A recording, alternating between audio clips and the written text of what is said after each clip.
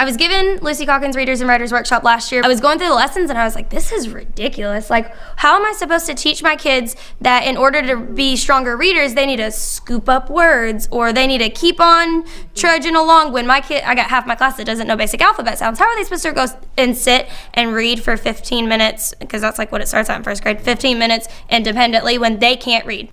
They're not paying attention to any of these strategies or skills that, you know, I'm teaching in the mini lesson because they don't apply to them.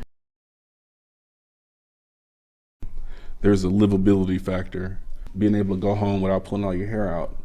I mean, this class is no joke. I see the personalities in here.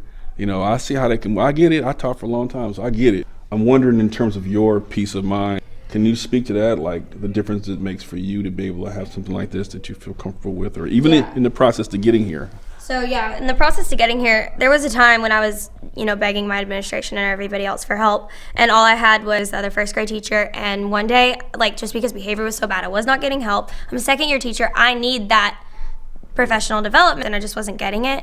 And I just broke down, and I was like, I feel like I'm failing as a teacher. I was crying in the middle of lunch. I feel like I'm failing as a teacher. My kids aren't learning, and I thought this was something I was good at, and I just feel like I'm not anymore. And I felt really bad for a couple weeks, and then finally, like, now I'm excited and I feel like my kids are actually learning, and a lot of it is the behavior, but I was like very sad, and I felt just like, I don't know, I felt like a failure because I've always wanted to be a teacher, and I just felt like we weren't learning, my kids weren't learning, I wasn't teaching them what I needed to. You know, it's so much easier to be a teacher when you like what you're teaching. My kids like what we're learning, they like the books. We're not constantly, like, it's not a tug of war like with behavior and me trying to make them learn, you know, it's not a tug of war. My little buddy back over there. Usually, that guy, what usually happens is he's acting up, he's being defiant, he can't sit still. I'm sending you to the office because you're getting on my nerves, basically. Or go to your buddy classroom, whatever the strategy is, but it's not. He's a level 1. He doesn't know the letter sounds. He's learning the letter names. We need to do a tier 3 intervention on this guy and start the process to get him some help. That's a whole different kind of referral than what that young man, as a representative of a larger group, would usually get. Which is the most important thing. I'm all about sustainability. I want something to be doable, and I want the teachers to be able to live, to have quality of life. You know, when I coach principals, part of my job was to keep them from getting divorced. You know, like unnecessarily, you know, I mean, stuff happens.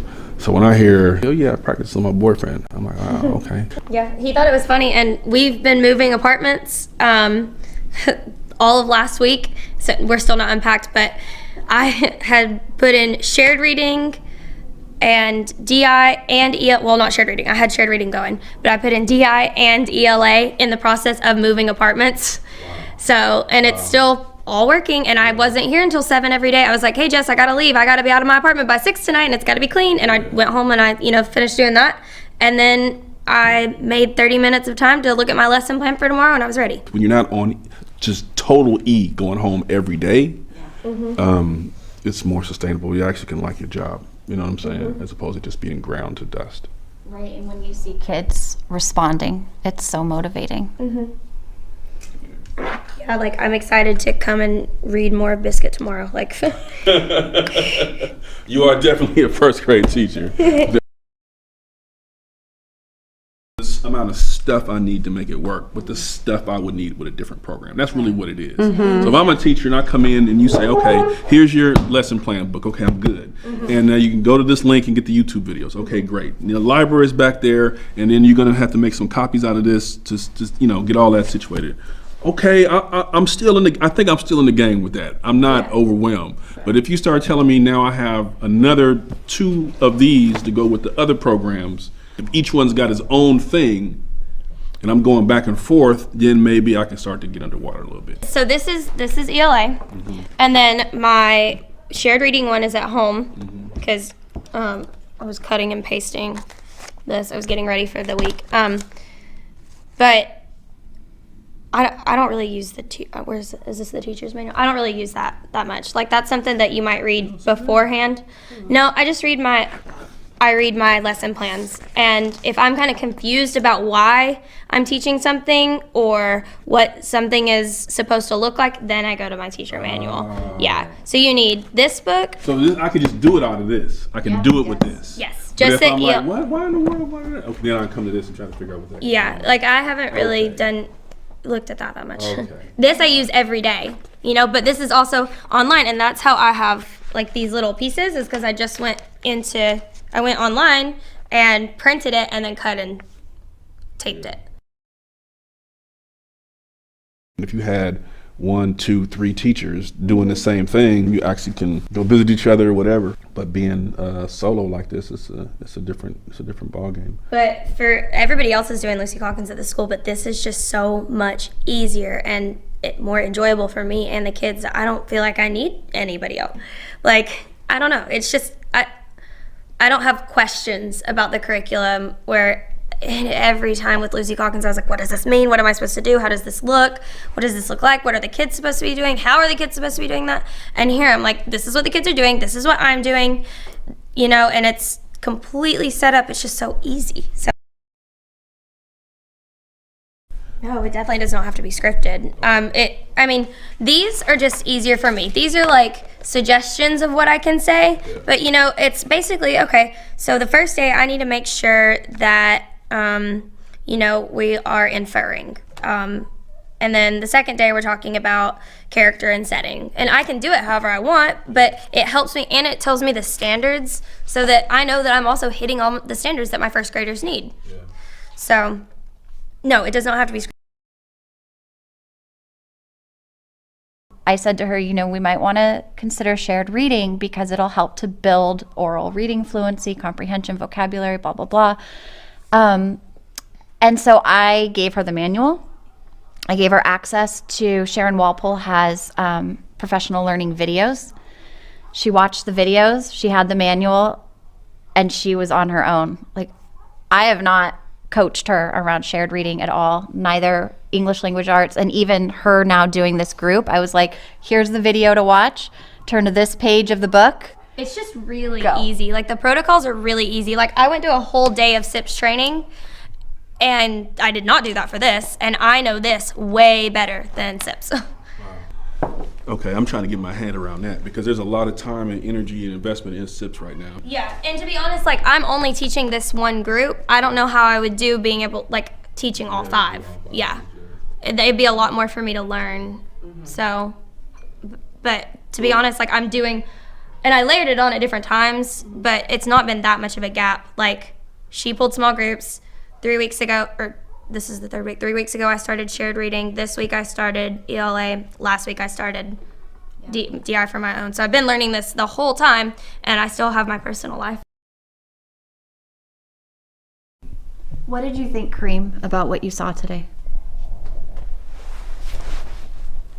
I think I saw a real Oakland classroom in a flatland school where the kids are getting down. And I saw the teacher had bandwidth to be patient and deal with the issues that you see. I can tell how something is working by how thin the teacher's nerves are. Mm-hmm.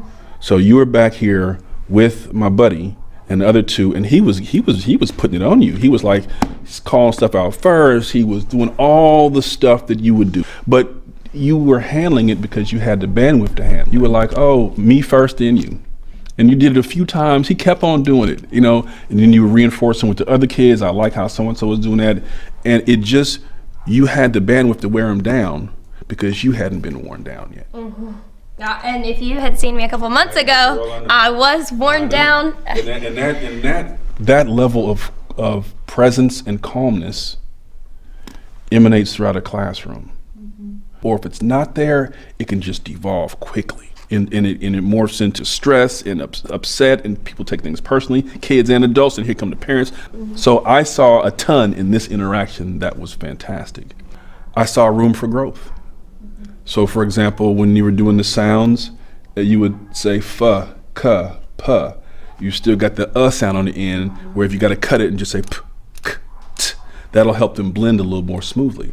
But that's feedback I can give you because like she smiles, she's like, oh yeah, okay, cool. Like that's when you're present and in it and you see something working, you can take feedback constructively as opposed to it's just being everything's on fire. Feedback is just like pressing on a sore or something. And I also saw the children who are the ones that usually are the most marginalized. I saw them engaged, I saw them active, you know. And now that I'm hearing the protocols and which now it makes sense. Now I know why he wanted me to read this book to him. Now I know why he wanted to, you know, woof, woof, woof all the time because that's what they've been reading. So this was, He was excited yeah, about it. I was like, oh my gosh, not the biscuit book. Because we started this new book today. He was very excited about it. First, it was a Star Wars like picture book. Mm-hmm. And I said, well, I want to read a book with some words on it. And he pulled this out. And I was like, oh man, you know. And then he started going through it, and he said, I can't read that good. He said, but I know some words. I was like, okay, show me. And he was showing me different words. And whenever he got to the point where he would say he couldn't do it, or I don't know what that word meant, he would do something distracting, but I dismissed that. But what does it say though? I don't know. Okay, what do the sounds say? I don't really know. Okay, let's do it one at a time. Okay. E. Okay, now say it faster together. Like, I saw him willing to engage. He, throughout the city, is not engaged. That's right. Mm-hmm.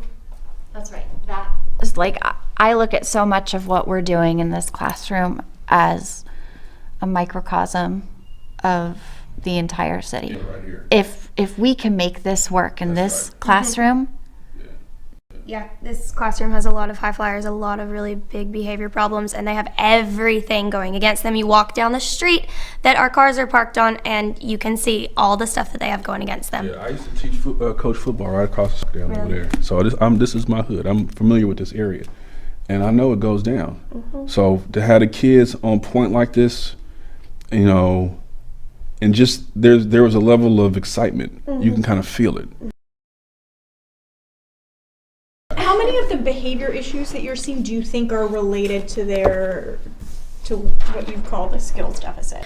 If they had the skills to focus and, you know, just sit down and read, or yeah, it would not be as bad as it is. And yeah, I mean, now it's better because they know what to expect, and they know what they're supposed to do, like, and they can sit down and read this book, and, you know, it makes sense. When you got a lot going on, you need routine. Mm-hmm. That's what people don't seem to understand. They talk, oh, trauma kids got some. Yes, that's why they need some consistency. Yep. Mm-hmm. When I get to school, I know exactly what I'm going to expect. Mm-hmm. You know what I mean? I could plan my day around that, as opposed to, oh, they got so much going on. Let's do this, let's do that, let's innovate here. Okay, fine, but you do recognize they got a lot of stuff going on. They need to have one place where, man, I know exactly what's coming.